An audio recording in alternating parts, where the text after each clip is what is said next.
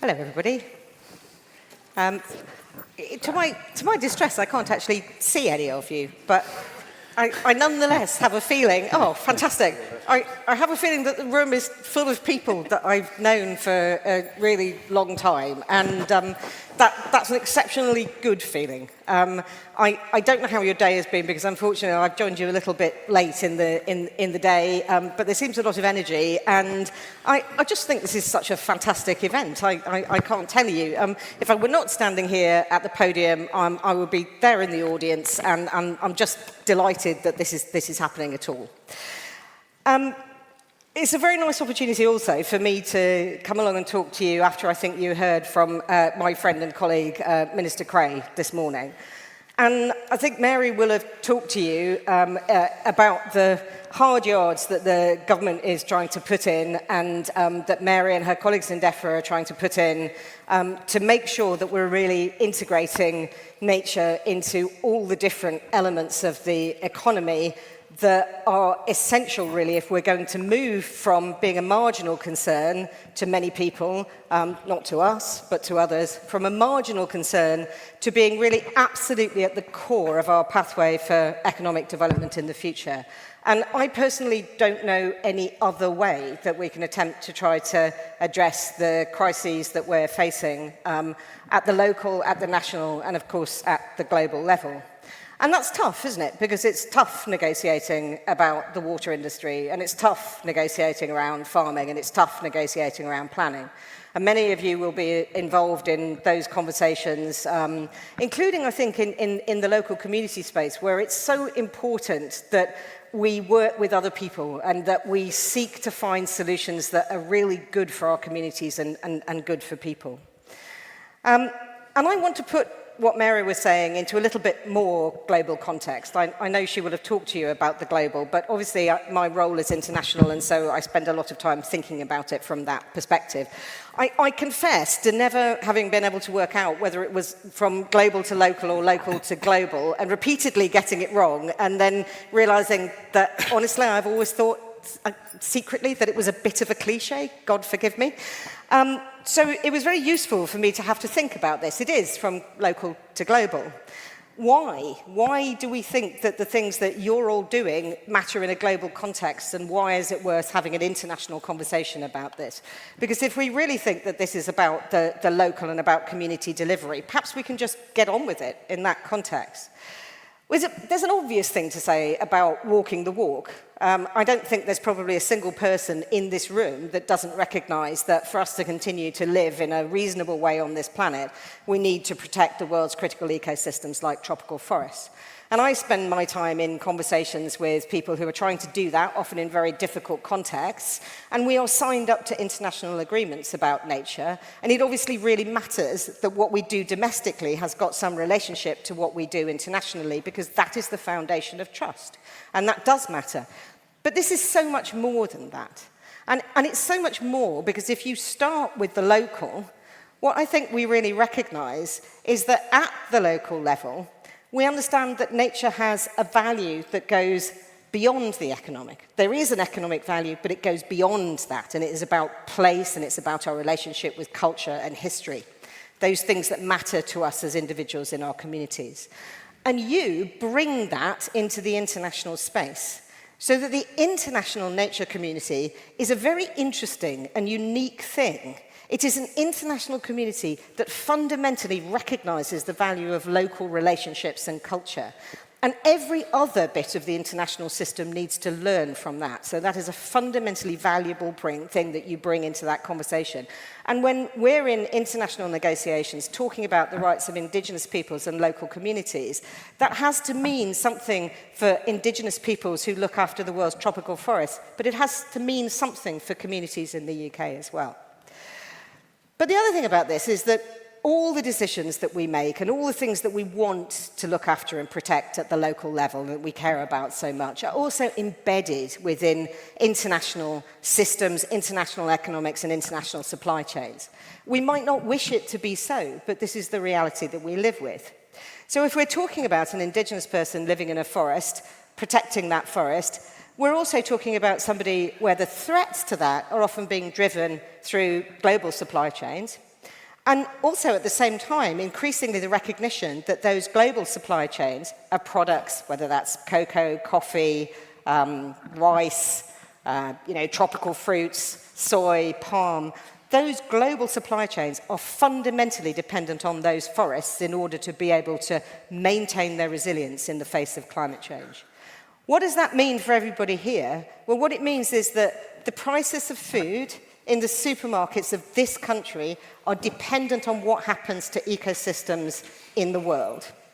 But it also means that when you're talking about what happens to farming in this country, we must consider that our farming is embedded in a global food system, that prices on the shelves are not just about what's produced here, and that the pressures and the economics that we need to manage around this, and the difficult questions like how much land should be used for food production and how much land might be given over to nature restoration, are questions that can only be answered in a global context. So let us have that sophisticated conversation, but let's also look for solutions. Because I come fresh yesterday from signing a memorandum of understanding with my dear colleagues in Brazil on how the UK government and the Brazilian government and governments around the world can collaborate on looking for much, much more sustainable solutions around fertilizers, around plant nutrients. I'm pretty sure everyone in here will be aware of the fact that nutrient pollution is one of the things that is actually driving the degradation of our local environment here. It's also a challenge if you're exposed to international fertilizer prices. We spent the day talking about brilliant nature-based and technical solutions that people in this country and people in Brazil are producing in order to be able to address that problem in ways that will be economically beneficial, drive technologies in the bioeconomy, support jobs, reduce impacts on nature, and enable food security. That's the kind of cooperation internationally that makes a difference. Now, in order to be able to bring that to pass, we have one other job to do, which is that we've got to unlock money, and we're going to have to unlock money at a massive scale. Because when you're talking about Brazil, you're talking about transforming one of the world's agricultural superpowers. This is big stuff. And the other thing that we have in this country, which is absolutely essential, is the ability to be able to test and drive and then share and build economic solutions, financial and economic system solutions that are necessary for us to be able to do our job. So I really want you to think big about finance. Let's think big about this. How do we really make sure that macroeconomic analysis understands how important nature is? How do we start unlocking the nature as infrastructure investments, the sort of things that will really make a difference to nature-based solutions? And how are we going to bring together the incredible know-how around technology with the extraordinary understanding of nature in a way that will make solutions like all of that stuff around fertilizers that I was talking about, not just something that happens in the lab, but something which is actually spread through this country and then at a global level? This all requires us to talk to international banks, to the City of London, and to think really hard about how we mean it when we say we're going to transform economies. And I'll end by saying that if we can do that, if we can unlock that finance in a meaningful way, where that flows back is it flows back into the hands and the arms and the communities of people who are doing nature-based solutions on the ground in this country. So that when you want to be out there working out how you finance a large-scale land restoration project or the transformation of an agricultural landscape into a regenerative landscape, you can unlock the finance that we have secured by working on this at an international level. So I hope that takes us back from the global to the local and gives you some inspiration and food for thought. I know that the people in the room are the people who are the most capable of driving this forward in the UK, and I'm so delighted that you're all here, and it's a pleasure to talk to you. Looking forward to the panel. Thanks very much.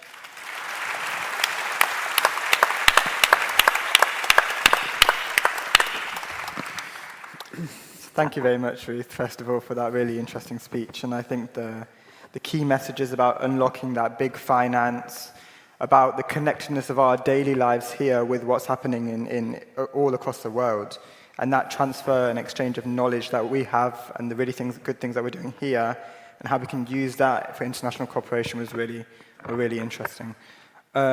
Maybe a quick hello from me. So I'm Taras Spains, and I'm here moderating this panel today as the England lead for the Global Youth Biodiversity Network, the UK chapter. So we're the official youth constituency for the Convention on Biological Diversity, and we work to connect young people with decision makers in the UK on policy and try to get young people's voices and perspectives heard and put into decision making. Maybe I'll just start, if we can go across through the panel, just for a quick intro from each of you, who you are, who you work for, and also any very quick 1-2 minute immediate responses to Ruth's speech. Gemma, maybe you can start. Thank you very much. Good afternoon, everyone. A huge thanks to Wildlife and Countryside Link for inviting me to participate on this panel, this auspicious panel. And it's lovely that it's being moderated by Taras, who I know from both of us being trustees on the Leicestershire and Rutland Wildlife Trust. So good to see you. Thank you so much, Ruth. So I'm JNCC. I'm Gemma Harper, Chief Executive of the Joint Nature Conservation Committee. I hope many of you will know JNCC, and we are the UK statutory advisor on nature. And just to reflect perhaps on 3 quick points on what Ruth said. So it's absolutely essential we tackle a global crisis globally. These are global ecological systems, the most obvious of which is probably the global ocean circulating the planet. And as we know, no blue, no green. And as Ruth has referred to, importantly, we are part of global supply chains. I was really pleased that JNCC was able to lead with partners the development of a new indicator called GEEK, the Global Environmental Impacts of Consumption, which show, and you can go onto this on this website and find out the impact of domestic consumption of commodities that we use every single day and the impact that's having on other countries, the countries of origin, in terms of their water, their biodiversity, their climate risk. So that's a really important thing as we look to our own nations, the 4 nations of the UK, and think about nature conservation and nature recovery here, that we're also thinking about the potential to offshore negative impacts overseas. Also thinking about devolution as the route from local to global, both in terms of the 4 countries of the UK. I think we've had a lot about England today, which is wonderful, but important to remember that Wales, Scotland, and Northern Ireland, environmental policy is devolved to those countries. But we have 14 overseas territories and 3 crown dependencies around the planet, with some of the most incredible biodiversity in the world. And so geographically, sociopolitically, geopolitically, that's a really important set of relationships for us to have. And I think thirdly, I would just talk about science being a global endeavor. We saw that during the pandemic, and all of us realize how important climate breakdown and ecological collapse is. It's going to require globally cooperative scientific collaboration to help inform the policies that will drive the change. And that is one of the important, they're all important, Target 20 in the Global Biodiversity Framework. Thanks, Gemma. Yes, please go ahead, Matthew. Thank you. So I'm Matthew Gould. I'm the Chief Executive of the Zoological Society of London. In the context of this discussion, though, as relevant is I was 25 years a diplomat. So I spent most of my career trying to negotiate international agreements. And I think I'd make 3 comments in reflection on Ruth's brilliant remarks. The first is, there is out there an opportunity for global leadership on nature and the environment. And for obvious reasons, the US isn't going to be filling it anytime soon. And I think for a country which can come to the table walking the walk with ideas and determination, there is a place there.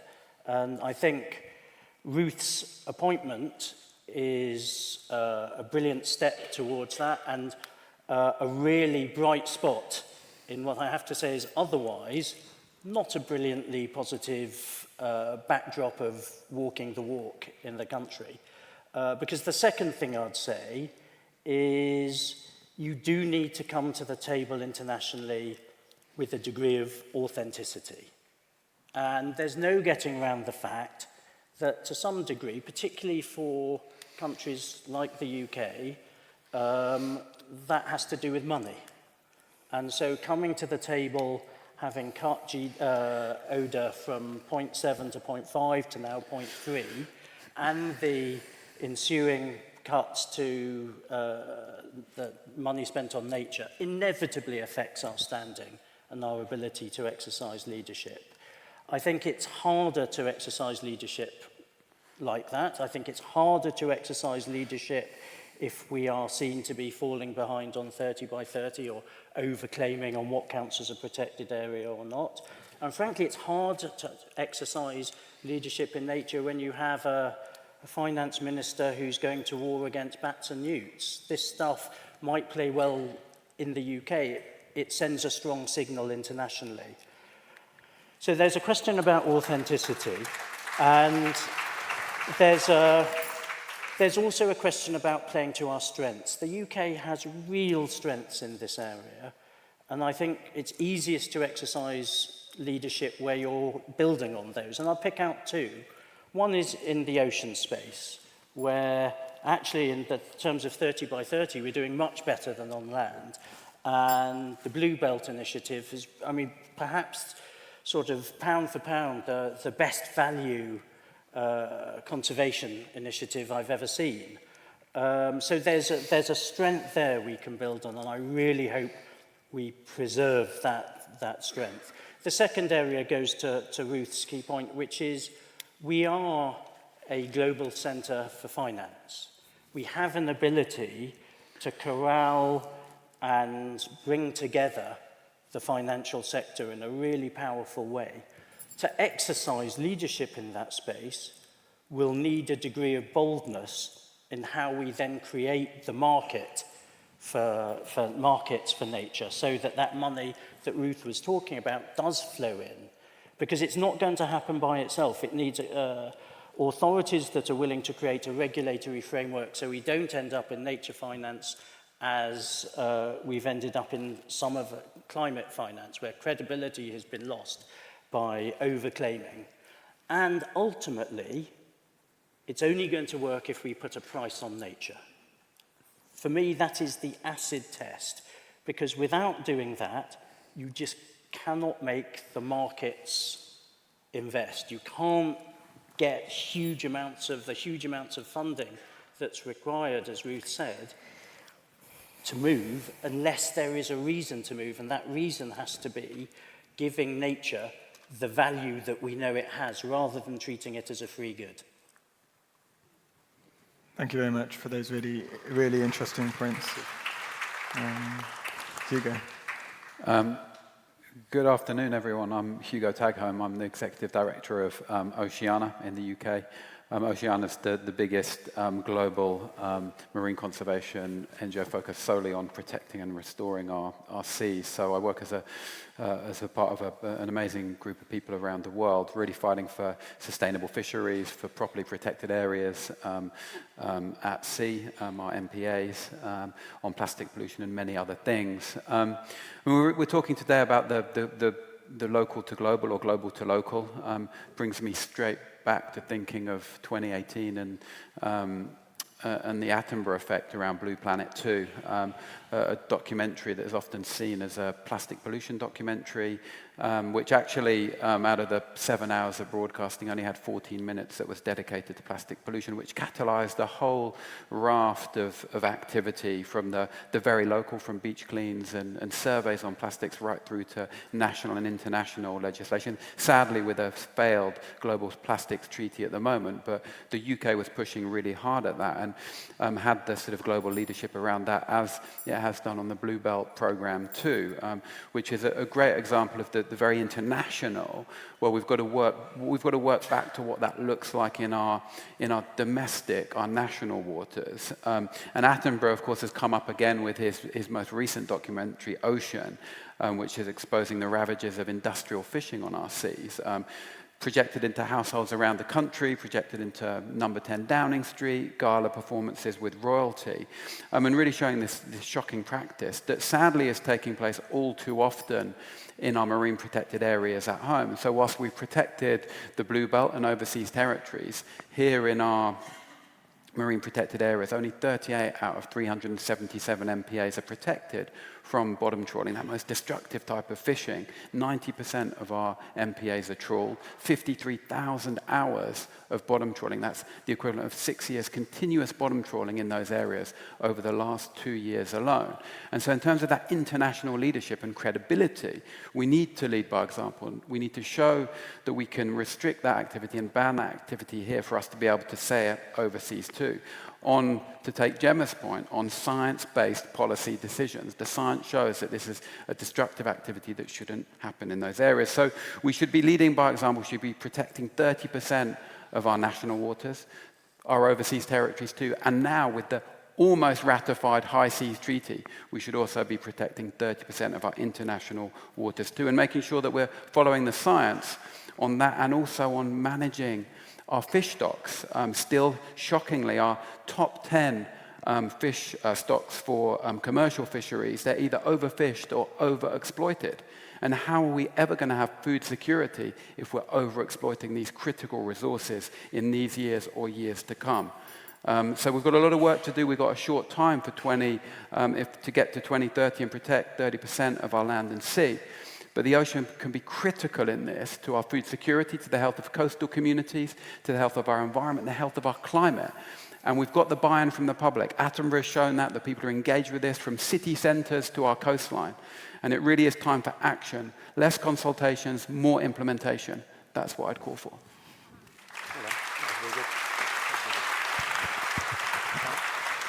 Thank you. Great. Hi there.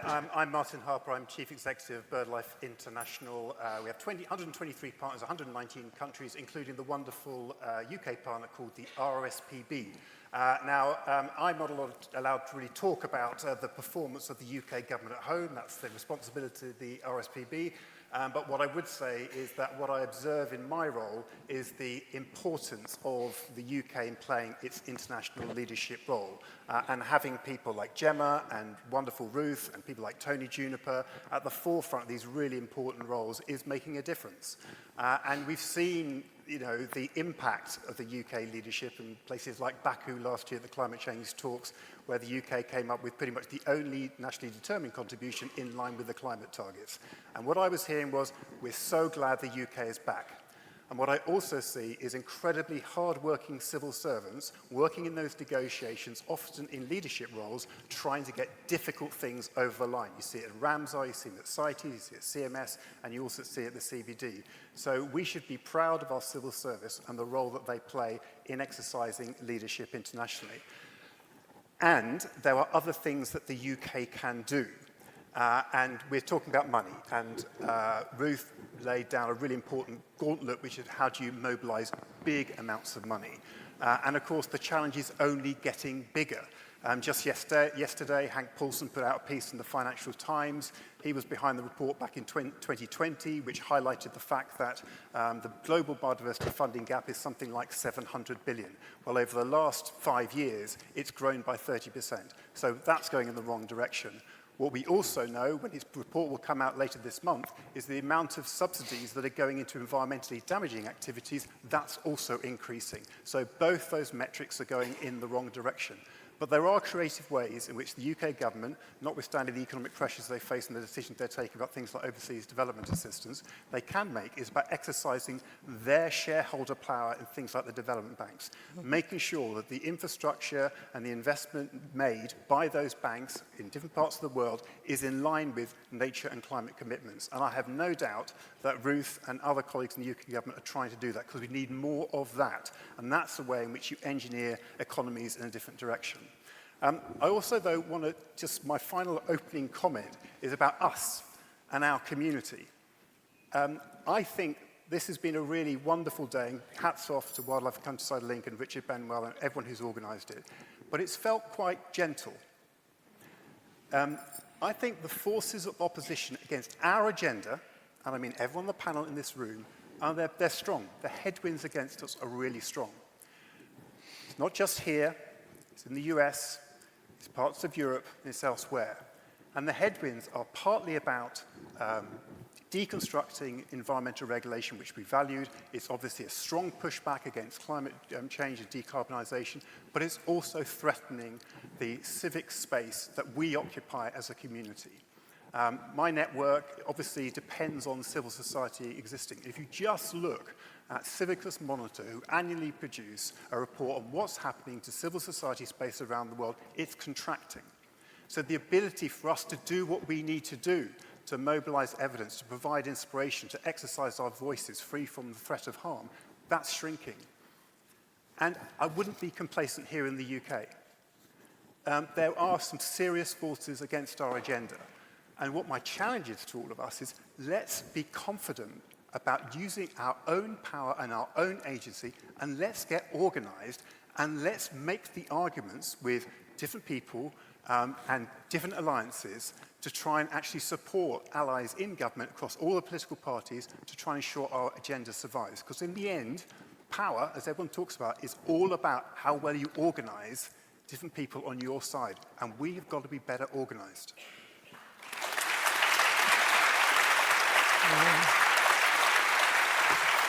Thank you, Martin, for that. Really interesting. I think the role of civil society and everyone in it is really essential in how we're meeting these international obligations under all the multilateral treaties. And I think a lot of you have already touched on this in those introductions, but we're often seen in the UK as a leader on the international stage. The fact that we have Ruth here, sitting here as a specific diplomatic position on the Special Envoy, as a Special Envoy on Nature, as we're founding the High Ambition Coalition on Nature, as we're now ratifying, we've just introduced yesterday this legal instrument for the BBNJ. But the question here is, what do we see as the UK's international role on nature? What position do we want to take? Obviously, Matthew, you mentioned that now the US is departing and there is this really gap for someone to really lead. And I think the question here, to anyone who'd like it, is to what is our ambition here? What do we want to see the role of the UK doing on the international stage? And then a latter part really is, how do we ensure that our actions in practice actually match the rhetoric that and the statements that we provide at these international obligations? Can I come in Yes, for a second? A really excellent set of challenges. Thank you. I'm going to take the one on leadership straight on. And I'm going to get you to imagine what it feels like if you are the government of a country with one of the biggest reserves of tropical forests in the world, or one of the largest and most biodiverse coastlines in the world. You are also struggling with debt, and you are also trying to deal with the impacts of climate change. Imagine if I come in and say, I'm here as the global leader on nature. Imagine, just think about the relationship and the dynamic that's involved in that. Because that doesn't really work in the modern world that I live in. And the previous Foreign Secretary, now Deputy Prime Minister, David Lammy, who was the person responsible for my appointment, asked me a question actually in the interview, and I'm sure he wouldn't mind me sharing this with you, which is, how are we going to reset our relationships with the countries that we work with on the basis of honesty and equity and respect? And so, I'm sorry, I think leadership is different now. And what it actually requires us to do is to go in and say, we're real about the challenges we face, we're serious about actually trying to address those at a domestic level, and also we're going to try to build serious, large-scale economic partnerships with you that will make change. And I absolutely recognise the challenge around ODA. There wouldn't be a single person in the government, including the Prime Minister, who wanted to make that decision. I think you're all aware of the context in which it was made. But what I experience when I go and talk to people is that that is not the first thing they ask me about. They ask me about private sector investment, scientific collaboration, equity and collaboration in alliances, in multilateral negotiations. And that's where they want partnership, and partnership is different from leadership. So I'm utterly willing to step up there and say we have to be held to account, and I really enjoy the challenge on authenticity. I think it's really important. But allow me to say that we need to offer ourselves into the world with a different attitude to the one that we've taken previously. Thanks. Could I just build? I'd love to just build on those comments by Ruth, because whether it's inclusive leadership or we call it something, or cultural intelligence, or we just call it something else, I think I absolutely agree. The idea that we think we have all the answers, I understand this building used to be called the Colston Building and it's been changed. And this city has had a very active and visible presence in anti-racism. And I think there's a real risk of that colonial past translating into a kind of paternalism, translating into we know better than everyone else, when we've already done the damage here and elsewhere. So I think we have the attitude I think we need to go in with is both humility to learn from other people and courage to show that vulnerability. Now, I think in the scientific world, that's probably easier to do because science is built on questions and questions are built on not knowing the answer initially. So we're all happy to say that the evidence is incomplete. We have hypotheses. We want to move forward together to answer this in a collaborative way. I think politically that's harder than it is scientifically. And therefore, I think scientific diplomacy, which, as Martin has kindly said, happens at these international treaties. You know, JNCC scientists, one of whom Sam is here today, were in with the negotiators, actually negotiating with them, providing scientific advice, can play a really important role there because there's a different kind of respect between scientists from this country and scientists from other countries that I think sometimes you don't find in other sectors. So I think I half agree with Ruth. I absolutely agree. What the world doesn't need is Brits telling the rest of the world what the answer is. And far too much of our history has that sort of vein of arrogance running through it. So due humility, spirit of partnership, I totally agree. I think nonetheless, there is still an opportunity for leadership, and particularly leadership in areas where we have a particular reason or strength or insight or ability to convene. And you asked what would the one area we would choose. For me, again, it's back to shaping financial markets. London is absolutely core to the global financial system. For better or worse, we've got a huge financial sector here, got an ability to convene it, and ultimately there is no solution to this unless we get the financial markets, the framework, the incentives right. Well said. Thank you. Look, I would add, that leadership, needs to be leading by example, and the policies we have at home and the policies we're going to implement, informed by science. Of course, we're in a sort of a time when science is often rejected by some of our adversaries. It's sidelined, which is, a real concern for us all. But, the government has the opportunity to lead in the ocean space, in the climate space, as we race towards COP30 in Brazil at the end of the year, other nationally determined contributions, the world-leading policy not to issue new licenses to drill for oil and gas, leadership in the Clean Power Alliance. These are things that are sending a message to the world. We're not one of the big petro states, we're not a big oil producer, but this sends a message to the other countries to say we need to leave this in the ground and we need this clean energy transition done in the most nature-friendly, ocean-friendly and sustainable way possible. But we need to lead by example, not by telling other people what to do, but showing them what we're doing. We can do the same on plastic. We can move faster on things like deposit return schemes. I mean, I remember campaigning on that 10 years ago. People have been campaigning on that for 15, 20 years. This is something that we need to bring back in.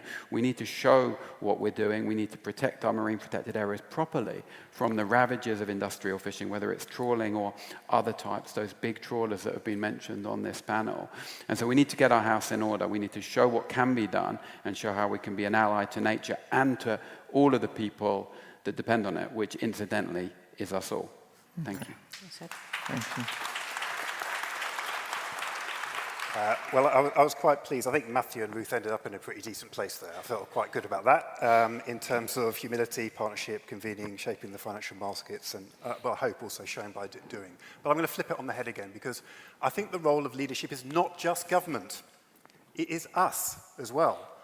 And I think that it is an easy space for us to blame UK government for the speed at which they changed the ODA commitments. It's easy for us, I think. Why was it so easy for that decision to be taken, even though obviously ministers didn't feel great about it? Because they felt they had the license to be able to do so. The public at large probably wasn't going to shout about it. That's happened elsewhere across Europe. It's happened in the US. It was easy, and there hasn't been a backlash. We have to reflect on that. So why is it we who care about these issues, we care about international support, why was it that it was so easy for those decisions to be taken? And I think that we have to accept the fact that at the moment, we are not providing the leadership that our concerns needs. And I'm looking at you and me, not necessarily just Ruth and Gemma. And I think we need to think, well, okay, what's the next stage for us in terms of the way we're going to organise, provide the political space so that actually the next generation of leaders will make the right decisions for the things that we care about. And that's about grassroots stuff. It's about definitely, obviously, doing what Hillary said earlier today about making sure that the politicians are hearing what they hear on the ground. But it's also about thinking really creatively and differently about what is the opposition doing? How are they winning the argument in terms of communications and messaging? And what can we offer, which is different? Not just about, I mean, I loved the little exchange between newts, bats, and red squirrels and dolphins, which Tony provided, but it's bigger than that. And we've got to get smarter. So I would like us, as a community, and I would include my own partnership, to think about what leadership role we should be playing, and we should proceed with confidence because we know we're right. We know that there is no economy, no prosperity without a healthy natural environment. So let's think about how we create coalitions of different actors who are actually going to be able to project that message. So leadership needs to be shared.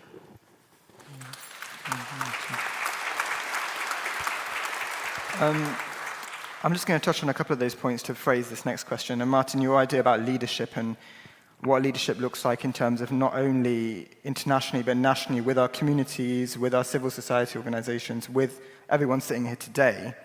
And then Ruth's idea of on the international stage, but moving that idea of leadership versus partnership to our local stage here in the UK. Now, we talk about CBD a lot. There's all these other conventions, but even within CBD, we talk about 30 by 30 a lot.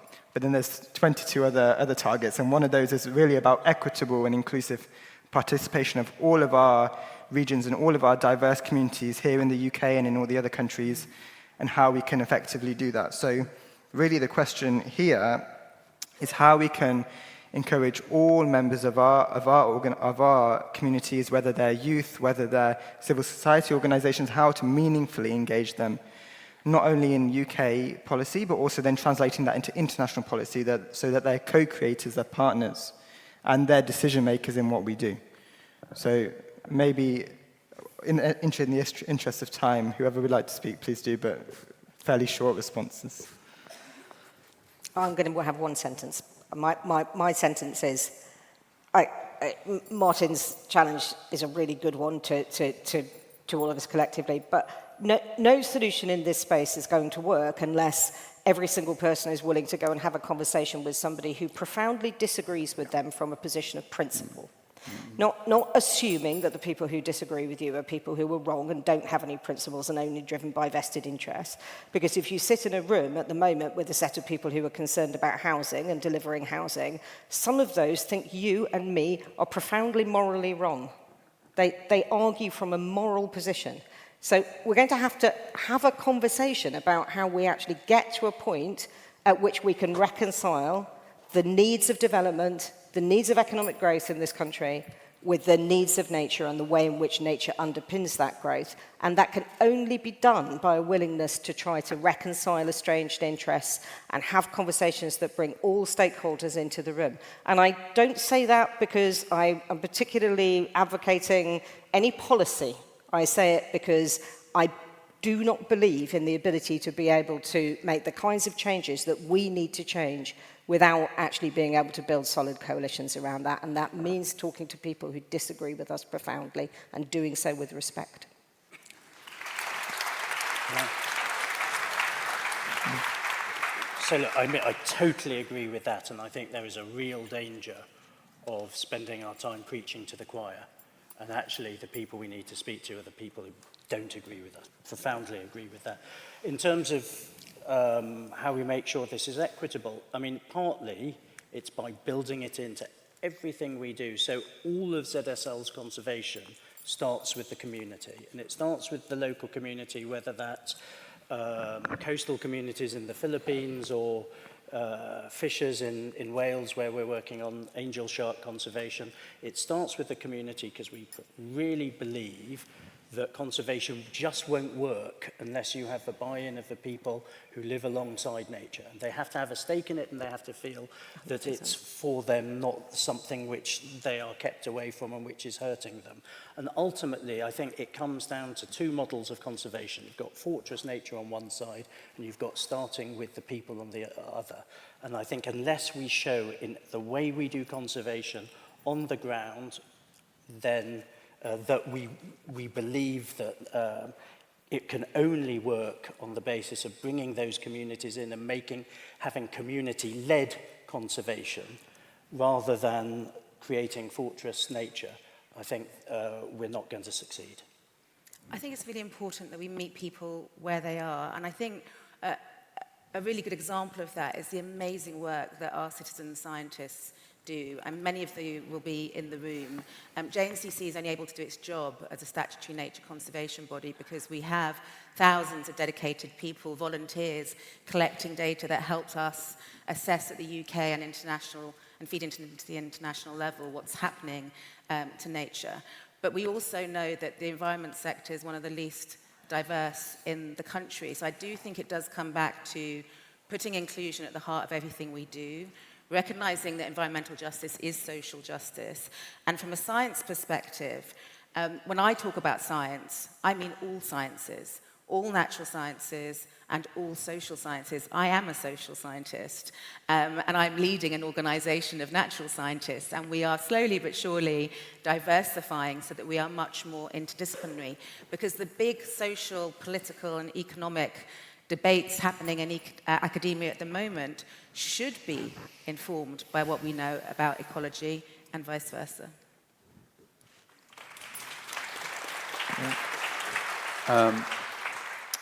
Yeah, look, I've done a lot of work with communities around the UK on different issues in my career in ocean conservation, and it's been fundamentally important in shifting the dial, working with them where they're at, in coastal communities around the country, listening to the feedback, really getting the local perspective.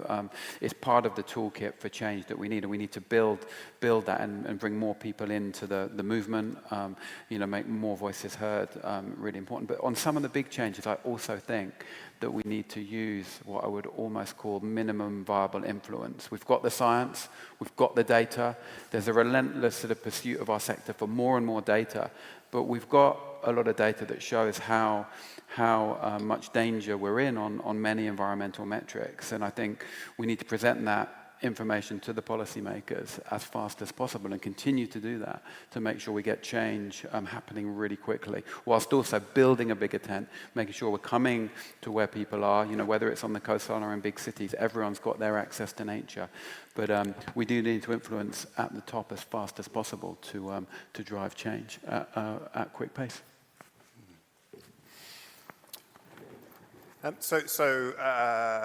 Matthew's description of how you hardwire all views, perspectives, backgrounds into the way you do conservation internationally, I mean, I share. It's tough, we don't always get it right, and we're perpetually seeking to learn. I mean, my partnership I'm governed by our partners elected from our network around the world, so we obviously try to make sure we have different geographical perspectives, but we're really struggling at the moment to try and actually make sure young people's voices are heard. So I just want to be honest about the fact that's something we are struggling with as an organization leading the partnership, to try and make sure, how do those youth voices come through the system so that we can actually listen to and value them. And sort of building on Ruth's point and thinking about this idea of inclusive leadership, which Gemma mentioned, I think I'm allowed to say this, I just don't know whether Becky's in the room anyway, from the RSPB, but there was a moment where in my former life at the RSPB, the Charity Commission basically said they didn't quite do everything right in that piece that you were trying to take forward, and we got into a bit of a pickle publicly around it. And they said, and the thing you didn't do right, this is the Charity Commission guidance, you didn't think about the impact of your policy on the stakeholders who are affected by that policy. And that was bang on, we didn't. And I think that's the sort of first step which Ruth challenged us about. First step, think about the impact that our views have on other people, and then you think about what do you do about it. And the best way to find out what you do about it is actually talk to them first. So I think the idea of representation of all different voices in the way you go about conservation, I think this panel has emphasized, it's all perspectives, and then you make a call.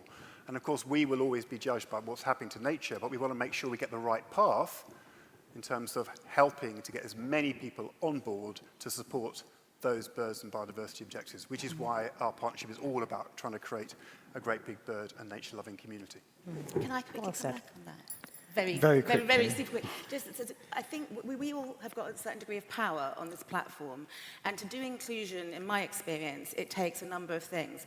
It takes energy, time, commitment, investment, but you have to be willing to give up or share your power. And one of the things JNCC has done is invite the Global Youth Biodiversity Network, Gibbon UK, Taras and his colleagues into our board meetings, and not just there to observe and listen, but to contribute and to tell us what they think. Because the question I ask myself, and I ask at every meeting that I'm almost at, is, how do we judge ourselves as good ancestors? What will future generations say in terms of what we did today with what we knew and what we had?